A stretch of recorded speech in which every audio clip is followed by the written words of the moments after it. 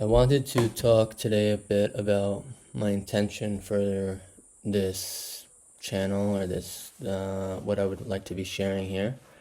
It's Shiva Asar B'Tammuz, so it's a special day, and there's a bunch of things from like the past couple of weeks that that stuck out to me that I wanted to share, and I've been busy, thank God, with good stuff, and this feels like a good opportunity. It's an open day.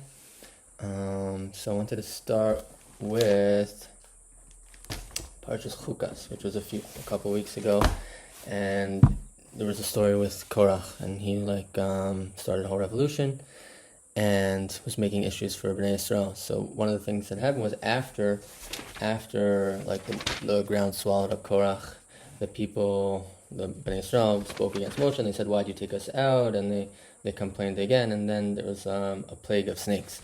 So Moshe immediately davened to Hashem and asked for help and how to help them. And Hashem said, make for yourself a sidcha saraf v'simoso alanis, and he said, make a snake and put it on a pole. And what Moshe did, it says, he asked Moshe nechash nechoshes. He made a copper image of a snake, and he put it on the pole, and it was that whoever saw the copper snake would live. And Rashi says a copper snake nechash nechoshes. So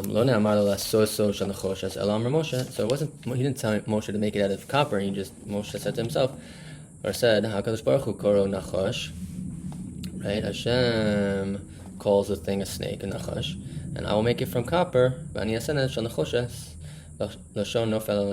it's similar. And he did that, and it worked. And I just wanted to focus on how sweet the initiative of a person can be in a relationship with doing something that Hashem has commanded us, or that it's part of our avoda, but inserting ourselves into the equation and using our hearts and our creativity to build that relationship. And I felt like that was a really awesome, cool example for us, and us to be unique and to do what speaks to us, because it's definitely something that sometimes is not so easy, and it's easier to just do what everyone else is doing or whatever, but no, to put your heart in is really what it seems is what Hashem wants. And I saw that again this past week. Haftorah, we had Haftorah from Micha after Balak, and then one of the last two psukim, it says, so it's talking about what Hashem was looking for, and it says Hayirtza Hashem be'alfei elim berevavos nachal shemen. It's like, Hashem, is he going to be pleased with thousands of rams and all these offerings and their firstborn to sacrifice as a transgression? It's is that what Hashem wants? And this is a theme that comes up a bunch in Navi. Hashem's you're missing the point, you're doing all these things and you're bringing, all that, but what I want is you. And it says, Hashem in this next pasuk is,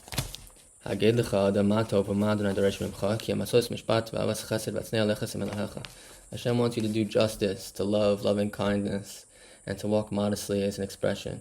And then they add here that Hashem is, okay, that's not relevant, but yeah, it's this theme of looking after, being real and using, to understand what it is that Hashem wants. And obviously there are specifics in our avoda that make a huge difference, but it's also to use the heart, and we know Rachamana Liba Boy, that's this theme, or not a theme, it's a statement in the Gemara that's so powerful and kind of sums up what it is that Hashem wants from us. And this morning, we said in Slichos, because it's Shiva Asar B'Tammuz, this is not exactly related, but it's Rachamana, it's the same thing, and this is a thing that I heard a lot when I was living in Givat Shmuel. We used to sing it every morning after davening, and this is the Rachamana de'ane le'aniya anena.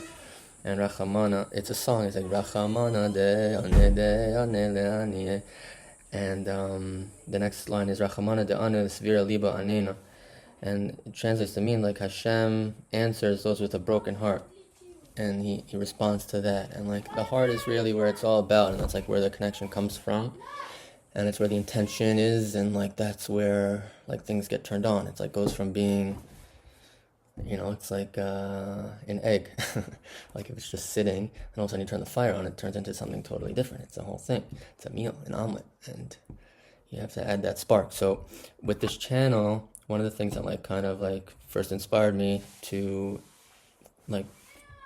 think about sharing stuff was a story from Reb Shlomo, where there was a conference in California that he wasn't able to attend. There was something about like yoga and this like Sufi stuff or whatever, and like Reb Shlomo Zalman Schachter was there, and there was like a whole like panel of expert yogi people, and like one of the people's like, why is everyone here Jewish? Like, what's going on?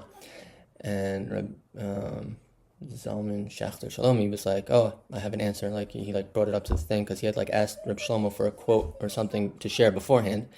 And Reb Shlomo basically said, like, after the Holocaust, there's a lot of darkness and a lot of like tamei meis because everyone's been so affected by things, and it's had like an impact on the capability of our people to share Torah from the heart. And because of that, like our next generation has kind of looked to other places, and they found, thank God, warmth and connection in maybe Eastern sources and whatever. But like the thing is to come back to our source and to find the truth there and our love and to reignite that, and then because that's really what feels the most right. Because like anyone who's been involved with these things, it's like it's nice, but it's not the thing. It's not it. People go searching in India to get told come back to Israel. But at the same time, there's work for those of us in Israel to do to open our hearts in the right way. And like I remember there was a yeshiva growing up where there was like they called it like it was halb. They called it like yeshiva's lev because like divram shiyotzim nechlev nichnasim nelev, and like it spoke to me so much because like I felt like I didn't have that experience, and yeah, that's what I hope to do, is to like open my heart so that things can enter someone else's heart. And I'll talk about that I guess in the future, but I have some things about the name of this thing and the direction it could go. Anyways, it's good to be here. It's good to see you.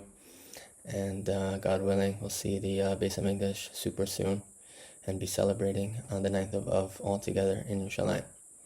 Be well. Easy fast.